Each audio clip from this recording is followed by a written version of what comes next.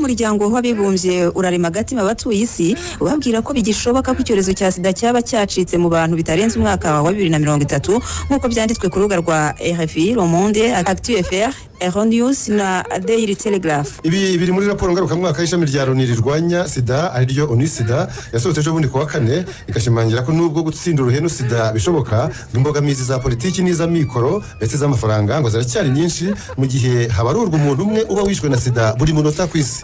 Abagiye rwose asezeye ku isi umuyobozi mukuru wa ONU-SIDA ni madamu Winnie Byanyima yibukije ko umwaka ushize abantu 630 bishwe na sida tuvuga ku isi. ONU-SIDA ikavuga kandi ko ayo iki cyorezo kivuze ubuhuha mu bijyanye n'ubwandu bwinshi muri iki gihe ari mu Burayi bw'Uburasirazuba, Aziya yo hagati no muri Afurika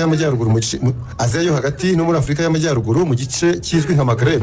Hagatangwa ingero z'ibihugu byabashije kubigeraho ari byo bihejondanye, ari byo u Rwanda, Botswana, Eswatini, Tanzania na Zimbabwe. Nivyo ibi bihugu ntangarugero ngo byashoboye kugera ku ntego ziswe 95 bisobanuye ikijondanye. Bisobanuye ko 95% by'abantu bafite VIH sida bazi uko bahagaze, 95% bafata imiti igabanya ubukana na 95% by'abavurwa ku buryo ingano y'ubwandu mu mubiri igenda igabanuka ku buryo batagikwirakwiza mu bantu virusi itera sida. Muri make ntibacyanduza virusi itera sida. Yego ntago bakiyanduza. Ubuda karadiyo kanje kaba ku musego iyo amakuru ageze nzi isaha yayo kugira ngo numve aho abandi bageze.